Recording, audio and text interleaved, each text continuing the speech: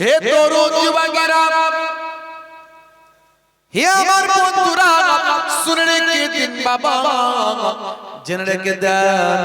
Company যখন কোনো product মার্কেটে লঞ্চ করে, সঙ্গে একটা পুস্তিকা দেয়। ওই প্রোডাক্টটা কেমন ভাবে সে পুস্তিকাতে লেখা আছে। তাই মোবাইল কিনতে যান, পুস্তিকা একটা পান, এসি কিনতে যান, বই একটা সঙ্গে পান, যা কিছু ভাই আমার দামি দামি জিনিস কিনবেন একটা পুস্তিকা পাবেন, ফ্রিজ কিনবেন একটা পুস্তিকা পাবেন। হে তরুণ যুবকেরা, আসলে প্রোডাক্টটা কেমন ভাবে ব্যবহার হবে সেই পুস্তিকাতে লেখাটা থাকবে, কথা ঠিক না ভুল? হে জওয়ান যুবকেরা, আজ থেকে ৭,০০০ বছর আগে পৃথিবীর প্রথম মানুষ পৃথিবীতে এসেছেন। আমরা বলি আদম, আমরা বলি আদম আলাইহিস সালাম পৃথিবীর প্রথম মানুষ, তাকে আল্লাহ নবী বানিয়েছিলেন। অ্যাকর্ডিং টু খ্রিস্টানিটিতে তারা বলে অ্যাডাম, আমরা বলি আদম, তারা বলে অ্যাডাম। আমরা বলি হাওয়া, তারা বলে ঈভ। আমরা বলি দাউদ, তারা বলে ডেভিড। আমরা বলি সুলাইমান, তারা বলে সুলেমান। আমরা বলি ইব্রাহিম, তারা বলে আব্রাহাম। আমরা বলি মুসা, তারা বলে মোজেস। আমরা বলি ঈসা, তারা বলে যিশু। আমরা বলি মারিয়াম, তারা বলে মেরি। বুঝতে পারছেন? হে তরুণ যুবকেরা, নামগুলো শুধু পাল্টে গেছে। তার কারণ কি? ভাষা। কিতাবগুলো যে ভাষায় নাজিল হয়েছে সেই ভাষা। কোরআন মাজিদ আরবে নাজিল হয়েছে, তাই আরবি ভাষা। হে তরুণ যুবকেরা, আসলে কিন্তু সব আল্লাহর পক্ষ থেকে এসেছে, কিন্তু তাওরাত, ইনজিল, জাবুর আর 103 খানা সাহিফা যা কিছু পৃথিবীতে এসেছে, তৎকালীন যুগে মুখস্থ করার সিস্টেম ছিল না। তাই তৎকালীন যুগের পণ্ডিতেরা নিজেদের সুবিধার্থে সব বদলে ফেলেছে। হে জওয়ান যুবকেরা, হে আমার বন্ধুরা, সংশোধন সংযোজন করে ফেলেছে। কিন্তু আখিরি জামানায় সর্বশেষ চূড়ান্ত কিতাব চূড়ান্ত নবীর কাছে আল্লাহ পাঠিয়ে দিলেন। চূড়ান্ত কিতাব চূড়ান্ত নবীর কাছে আল্লাহ পাঠিয়েছেন, পাঠিয়ে দিয়ে বলে দিয়েছেন এই কিতাবটা আমি মুখস্থ করার অনুমতি দিলাম। তাই কোরআন মাজিদ 1450 বছর ধরে মুখস্থ করা চলছে। কোরআন মাজিদ বদলানোর ক্ষমতা কারো নাই। কোরআন মাজিদের একটা অক্ষর, একটা লাইন পর্যন্ত বদলে ফেলার ক্ষমতা কারো হয়নি। যদি আগুন লেগে ধ্বংস হয়ে যায়, ধ্বংস হয়ে যায় পৃথিবীর সব বইয়ের দোকান, তবু বিশ্ব থেকে হারাবে না পবিত্র কোরআন। করবে কেমন করে কোরআন ধ্বংস? আগুনের তেজ। করবে কেমন করে কোরআন ধ্বংস? আগুনের তেজ। আছে বিশ্বে ভরা অগণিত কোরআনে হাফেজ। তারা ছাপিয়ে আসমানি গ্রন্থ, তারা ছাপিয়ে আসমানি গ্রন্থ, বাঁচাবে ইসলামের সম্মান, তবু বিশ্ব থেকে হারাবে না পবিত্র কোরআন। আমার আল্লাহ কোরআন মাজিদে বলেছেন, নাহানু নাযালনা যিকরা ওয়া ইন্না লাহু লাহাফিজুন। এই কোরআন মাজিদ আমি আল্লাহ নাযিল করেছি, আর এই কিতাবের হেফাজতের দায়িত্ব আমি আল্লাহ নিজে গ্রহণ করেছি। জোরে হবে না ভাইরা আমার? তরুণ যুবকেরা, কোম্পানি যখন মার্কেটে কোনো প্রোডাক্ট লঞ্চ করে, সঙ্গে পুস্তিকা দেয়।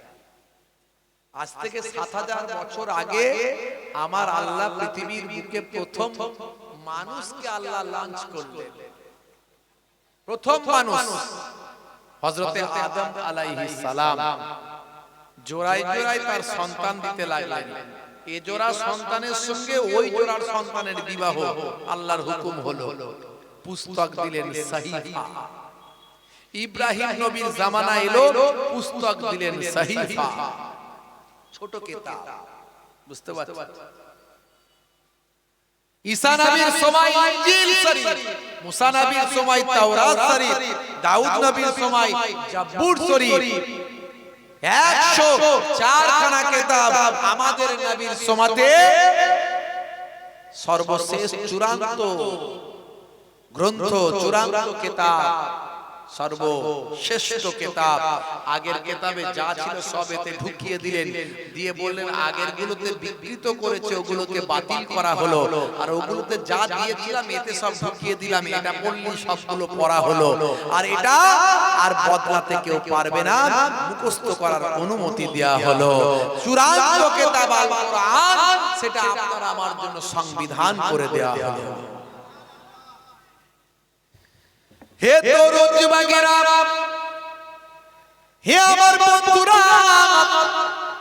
কিছু মানুষ কোরআন মাজিদের বিকৃত করে, কোরআন মাজিদের ব্যাখ্যা ভুলভাবে করে, কোরআন মাজিদকে পড়লে তারা ভুলভাবে ব্যাখ্যা করে, কোরআন মাজিদের কোন একটা আয়াতকে নিয়ে মানুষের কাছে বিভ্রান্ত করে।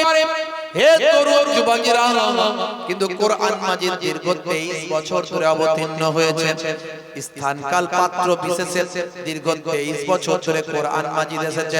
তাই কোরআন মাজিদকে বুঝতে গেলে তার আগে এবং পরে পড়তে হবে, শানে নাজুলটা জানতে হবে, কেন নাজিল করা হয়েছে, তার ব্যাখ্যাটা ভালো করে জানতে হবে, এর আসল ব্যাখ্যা কি। হে তরুণ যুবকেরা, কিন্তু কিছু ইসলামের দুশমন তারা কোরআন মাজিদের একটা লাইনকে তুলে ধরে মানুষের কাছে বিভ্রান্ত ছড়ায়, ভাই আমার উভয় সম্প্রদায়ের মধ্যে বিদ্বেষ তৈরি করে, হিন্দু মুসলমান অন্যান্য সম্প্রদায়ের মধ্যে ইসলামকে খারাপ ভাবে প্রতিপন্ন করার চেষ্টা করে। কিন্তু আলহামদুলিল্লাহ ইসলামের ভালো ভালো ব্যাখ্যাকারী, কোরআন মাজিদের ভালো ভালো ব্যাখ্যাকারী তাদের দাঁত ভাঙা জবাব দিয়ে মানুষের মাঝে ধোঁয়াশা কাটিয়ে দেয়, মানুষের মাঝে ইসলামের সৌন্দর্যকে প্রকাশ করে দেয়। হে তরুণ যুবকেরা, হে আমার বন্ধুরা, কোরআন মাজিদ যারা পড়ে, যারা বোঝার চেষ্টা করে, সাদা মন নিয়ে যারা পড়ে, তারা কোরআনের প্রেমিক হয়ে যায়। দয়ার নবীকে যারা জানে, দয়ার নবীকে যারা চেনে, দয়ার নবীকে যারা নিয়ে গবেষণা করে সাদা মন নিয়ে একবারে ভাই আমার স্বচ্ছ হৃদয় নিয়ে যারা দয়ার নবীকে নিয়ে যারা গবেষণা করে, দয়ার নবীর তারা শিষ্য হয়ে যায়।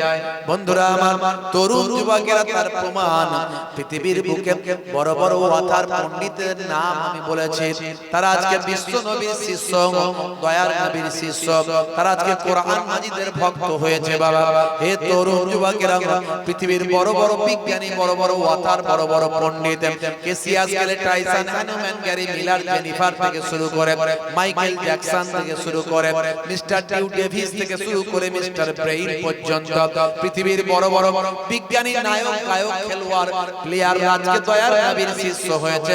তারা ইসলামের সৌন্দর্যকে মানুষের কাছে পৌঁছে দিচ্ছে।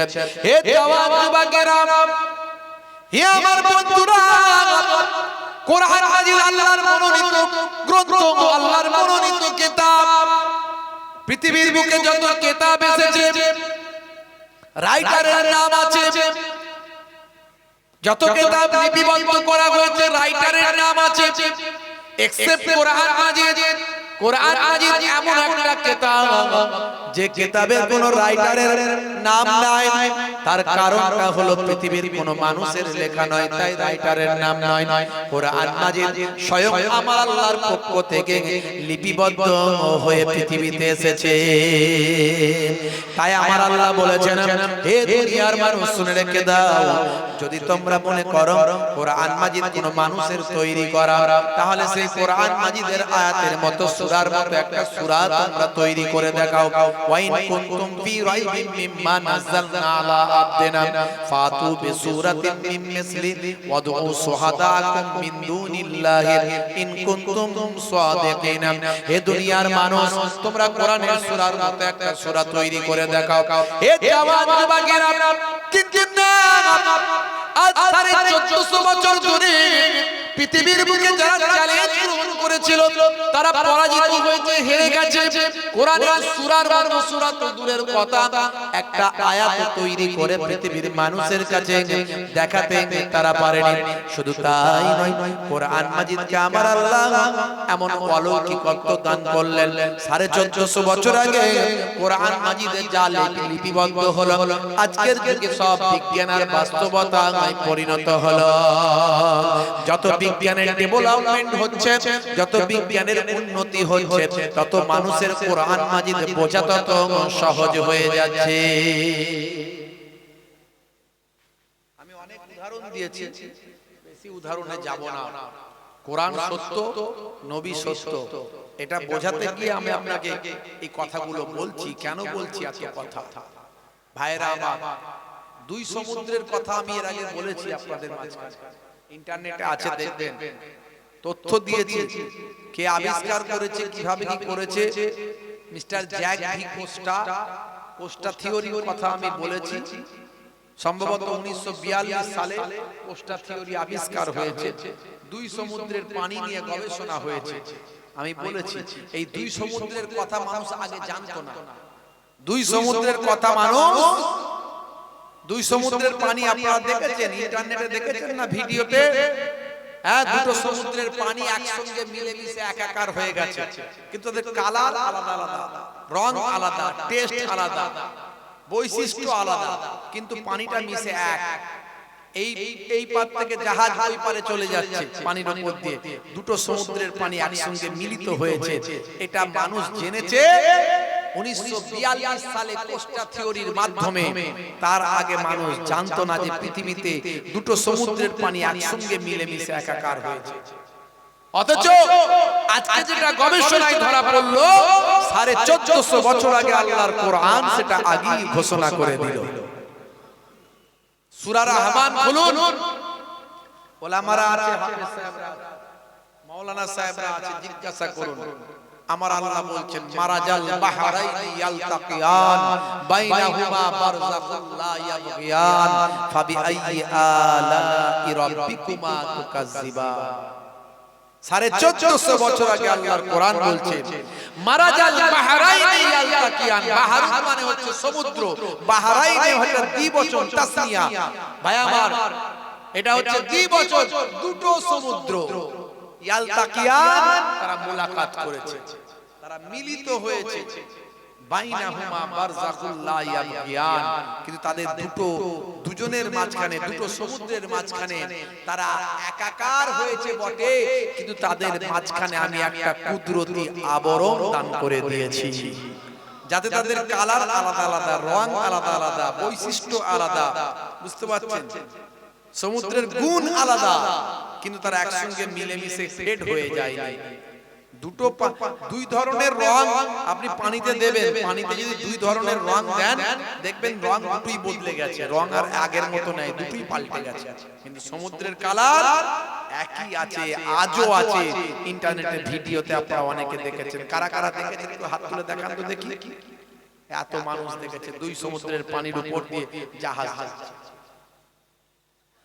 হে তরুণ যুবকেরা, হে আমার বন্ধুরা,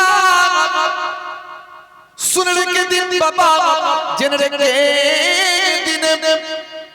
1450 বছর আগে আল্লাহর কোরআন বলল, ওয়াল জিবালা আওতাদা, আমি পাহাড়গুলোকে পেরেকের মতো গেড়ে দিয়েছি।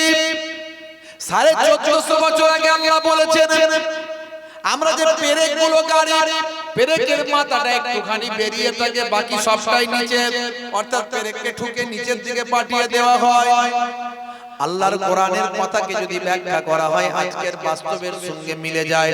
হে তরুণ যুবকেরা, আল্লাহ বললেন পাহাড়গুলোকে পেরেকের মতো গেড়ে দিয়েছে। আজকের গবেষক ভূতত্ত্ববিদরা, যারা ভূতত্ত্ববিদ বাবা ভাই আমার, যারা ভৌগোলিক বিষয় নিয়ে গবেষণা করে, তারা বলছেন পাহাড়গুলোকে আমরা উপরে যতটা দেখতে পাই তার 90% মাটির নিচে চাপা পড়ে আছে। অটোমেটিক মিলে গেল। 1450 বছর আগে আল্লাহ বলছেন পাহাড়গুলোকে আমি আল্লাহ পেরেকের মতো গেড়ে দিয়েছি। কোরআন মিথ্যে নয় বাবা, যা কোরআনে বলা হয়েছে আজকের যুগে সব মিলে যাচ্ছে। কিছু মানুষ অবিরাম চেষ্টা করছে কোরআনকে মিথ্যা প্রমাণিত করার জন্য, ভুল প্রমাণিত করার জন্য, কিন্তু পারছে না। তারা ভুল ব্যাখ্যা করছে, কিন্তু অন্যজন আবার ভুলটা ধরে দিচ্ছে, মিটে গেল ঝামেলা। তার মানে তুই জানিস নি বলি ভুল ব্যাখ্যা করছিস। বন্ধুরা আমার, তরুণ যুবকেরা আমার, হে আমার মুরব্বিয়ানেরা, আর আপনারা আমার নবী প্র্যাকটিক্যাল জীবন তো কোরআন মাজিদ, তাহলে সেই নবীকে আল্লাহ পাঠিয়েছেন বান্দা ইবাদত করবে। এক নাম্বার হলো আল্লাহর ইবাদত করবে, ওয়া আবুদুল্লাহ, আল্লাহর ইবাদত করবে, ওয়ালা ইউশরিক বিল্লাহ, আল্লাহর সঙ্গে শিরক করবে না, অর্থাৎ ঈমানটাকে মজবুত করবে। পাথর বড়, পাহাড় বড়, সমুদ্র বড়, তাকে খোদা বলবে না। চাঁদ সূর্য আকাশে আছে, তারা অনেক ক্ষমতা, তাদের অনেক লাইট, অনেক জ্যোতি, অনেক সুন্দর, তাদেরকে খোদা বলবে না। যা কিছু দেখবে সেটাকে খোদা বলবে না। যে বলছে তাকে সাপোর্ট করবে না, যে বলছে তাকে তার ক্ষেত্রে অংশগ্রহণ করবে না। আল্লাহর সম্পর্কে ধারণা তৈরি করবে, আল্লাহর সঙ্গে শিরক করবে না, সমতুল্য করবে না।